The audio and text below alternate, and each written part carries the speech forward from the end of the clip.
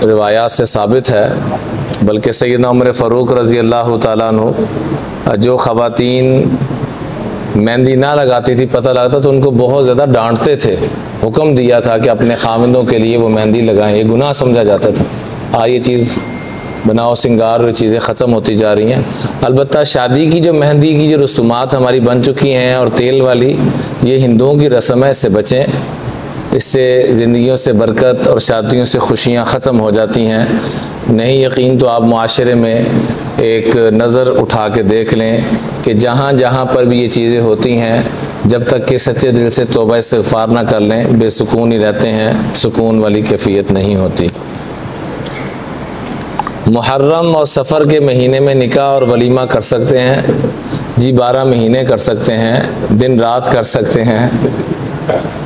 तो वैसे ये हंसने वाले ही वाकई सही कह रहे हैं, लेकिन ये कुछ लोगों ने बहुत ज़्यादा इसको सर पे सवार कर लिया हुआ है, ये ठीक नहीं है।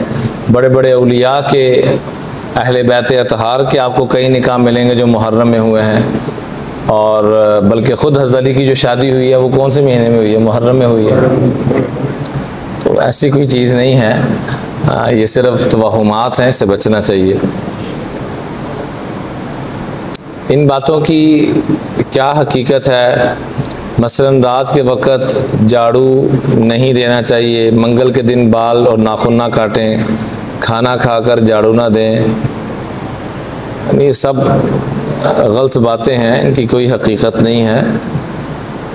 बल्कि रात के वक़्त झाड़ू देने का और सफाई सुथराई करके सोने का अल्लाह के महबूब ने हुक्म दिया है। हमने हुक्म को इग्नोर कर दिया है और किसी बेवकूफ़ ने को बात की है, उसको पकड़ लिया है। हुक्म क्या है हदीस में? गस्लुल इना व तहारतुल फिना, घर को अंदर से रात को साफ करके सो। तुम्हारे वाशरूम ऐसे होने चाहिए किसी 5 स्टार होटल के जैसे वाशरूम होते हैं, स्मेल ना आए, को गंदे कपड़े ना पड़े, बिल्कुल नीट एंड क्लीन होना चाहिए। किचन साफ़ सुथरा होना चाहिए। आपका घर, बेडरूम, आपके कपड़े, आपकी हर चीज़ जो है वो हर एक से नफासत और ख़ूबसूरती और खुशबू टपकती हुई नज़र आनी चाहिए। अल्लाह के महबूब ने फरमाया गस्लुल इना, बर्तनों को साफ़ सुथरा करके सोना, घर को साफ़ सुथरा रखना, और घर से बाहर जितना तुम्हारे बस में है गली कूचों को, चौराहों को साफ़ सुथरा रखना, ये तुम्हारी ज़िंदगियों से फ़क्र व फाके को ख़त्म कर देता है। हमें तो हुक्म ये है और हम दूसरी तरफ चल पड़े हैं। वुज़ू में दाढ़ी को धोना चाहिए, सिर्फ इसका खलाल करना चाहिए। दाढ़ी की 2 किस्में हैं। बाज़ दफ़ा जैसे मेरी घनी दाढ़ी है तो जिल्द नज़र नहीं आ रही, तो यहाँ सिर्फ खलाल का ही हुक्म है। बस ये खलाल कहते हैं, यूँ उंगलियाँ बस फेर देना, पानी बाकी इन जगह पर और ख़ास तौर पे सो के उठें तो इन जगह पर गिद्द वगैरह लगी रह जाती है, तो उससे वुज़ू, अगर वहाँ पानी ना बहाया जाए अच्छे तरीके से और वो बाकी रह जाए तो वुज़ू नहीं होता। तो उसको बस एक दफ़ा, ये नहीं कि अब उसको वहाँ कोई पेंट वाला ब्रश लेके, तो हाँ जी अब्दुल साहब, पेंट वाला ब्रश लेके दखन साफ करने ला पाओ जी, मौलाना साहब ने वुज़ू को नहीं होना। बस एक आध दफ़ा यूँ कर लें, बस ये काफ़ी पानी डाल रहे हैं आपकी, ये वो थोड़ी सी मसल लेना चाहिए उसको। और जो दाढ़ी दूसरी होती है जो जिसमें उसकी जिल्द नज़र आ रही है, वहाँ पर पानी पहुँचाना ज़रूरी है। बाकी घनी दाढ़ी हो तो उसमें खलाल करना सुन्नत है। आजकल घरों में जानवर पालने का रिवाज है, जैसे कुत्ते बिल्ली वगैरह, क्या ये सही है? इंसानों ने पालन कुत्ते तवज्जो को नहीं, तो जानवर पाली जाओ, मर्जी पाई दाढ़ी। ये बंदे राशन पूरा होने दिया तो तुसी कुत्ते बिल्ली लैके आ जाओ। बाकी कुत्ता रखने की इजाज़त नहीं है, अलबत्ता हिफाजत के लिए अगर आप रखना चाहते हैं तो उसकी गुंजाइश है। बिल्ली वगैरह रखना जायज़ है, बिल्कुल रख सकते हैं, कोई हर्ज नहीं है। बल्कि सैयदना अबू हुरैरा रज़ी अल्लाह तआला अन्हु को जो अबू हुरैरा कहा जाता है, तो बिल्लियों से बड़ा प्यार था उनका। हुरैरा बिल्ली को कहते हैं असल में, तो बिल्लियों वाले, तो बिल्ली रखना या तोता, कबूतर, ये जो इस तरह के जो परिंदे वगैरह, कोई हर्ज नहीं इसमें रखना। अलबत्ता कुत्ते की मुमानत है, हिफाजत के लिए रख सकते हैं। कसम तोड़ने का कफ़ारा क्या होगा 10 मिस्कीनों को? पहली बात तो यह है कि कसम तोड़नी नहीं, पहले तो बात ये कसम खानी नहीं चाहिए।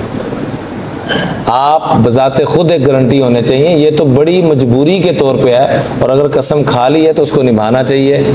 और अगर खुदा ना हादसा तोड़ रहे हैं तो इसमें दिल से सबसे पहले तो अल्लाह से माफ़ी और इस्तिग़फ़ार करना चाहिए, और 10 मिस्कीनों को खाना या उतने पैसे किसी एक फ़कीर को, मिस्कीन को जो मुस्तहिक है उसको दे दें। दर्जी के पास लोगों के कपड़े सीने के बाद जो कपड़ा बच जाता है वो दर्जी के लिए अपने पास रखना जायज़ है, नहीं रखना चाहिए। जिसकी अमानत है उसको दें, वो खुशी से वापस देता है तो रख लें। खुद ही रख लिया उन्हें की कहना है तो ये गलत बात है, ये नहीं करना चाहिए। ग़ीबत की तशरीह कर दें कि ग़ीबत क्या है, क्योंकि बाज़ औक़ात हम ग़ीबत कर जाते हैं लेकिन हमें पता नहीं होता कि ये बात ग़ीबत में आती है कि नहीं। ग़ीबत गैब से निकला है। ग़ीबत किससे निकला जी? कि आप मेरे बारे में बात कर रहे हैं कि मेरी को खामी है और मैं गैब हूँ और आप उसका तज़किरा कर रहे हैं तो आप ग़ीबत कर रहे हैं। आप में को खामी है और आप गैब हैं और मैं उसका तज़किरा कर रहा हूँ तो ये क्या है? ग़ीबत है। और अगर बात इतनी है, आप में खामी इतनी है और मैं उसको थोड़ा सा भी बढ़ा दूं तो ये तोहमत की तरफ ले जाएगा और बहतान बाजी की तरफ इंसान को ले जाएगा, जो उससे भी बड़ा गुनाह है। ग़ीबत तो यह है कि आप में मिसाल के तौर पर 100 में से 10% बीमारी है और मैं उसको बयान कर रहा हूँ 15% या 11% भी कर रहा हूँ। वैसे तो साड़ी स्पीड की नहीं है, रात को दसोगे, बोलो तो सही। मिसाल 10% किसी कमी है तो साड़ा गेर अल्लाह दे फजल नहीं कहना चाहिए, अल्लाह दे कहर, अल्लाह की नाराज़गी नाल कितना हो जाता जी? 110% लै जाने। वो इंज भी है तो नाल इंज भी है, क्योंकि आप ही इंज जड़ा आप ही इंज और दूजे भी इंज लगते हैं, तो इसलिए इस चीज़ से बचना चाहिए। और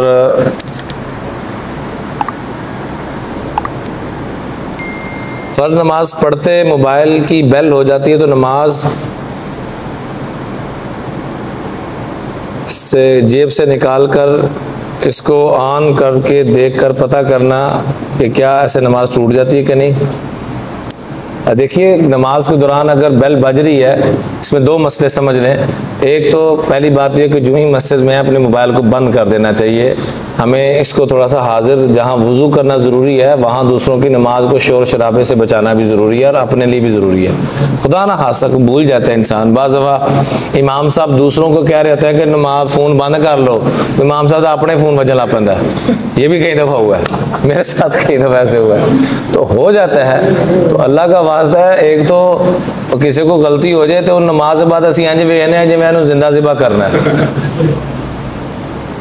मेरा आपसे सवाल है, किसी मुसलमान का दिल चाहेगा जानबूझ के ऐसे करें? उसने तो गलती पता नहीं की है कि नहीं की, लेकिन हम जो देख रहे हैं हमें देखना भी नहीं चाहिए।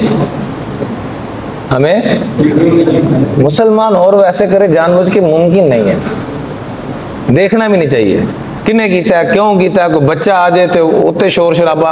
ये मस्जिद में तो 2 सफ़े हैं तो इमाम को पता क्या हुक्म है, इतनी ऊंची कुरान पढ़े जितनी 2 सफ़ों तक पहुंचे, 4 तक भी ना पहुंचाए। इमाम को कुरान ऊंचा पढ़ने की इजाज़त नहीं है तो मुनो तानो चौधराहट करने की इजाज़त कितों लग गई है। इसलिए गुजारिश है कि कोई भी साथी मस्जिद में जितने भी आते हैं, अल्लाह उनको जज़ाए खैर दे, जो इंतज़ामिया में जो खिदमत कर रहे हैं उनका बहुत बड़ा अजर है अल्लाह के यहाँ। लेकिन खुदा न हादसा किसी को ये महसूस हो जाए कि ऐसे चौधरी साहब ने तो वो अपनी नेकी बर्बाद करने वाला मामला कर रहे हैं। इसलिए अपने आप को जितना आजिज़ी में इनकिसारी में रखेंगे उतना अल्लाह का करम होगा।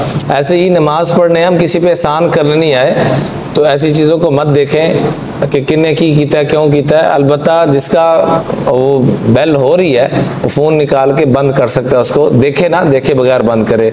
देखता है, तवज्जो करता है तो ये नमाज टूटने की तरफ बात मामला चला जाता है, तो इससे एहतियात करनी चाहिए।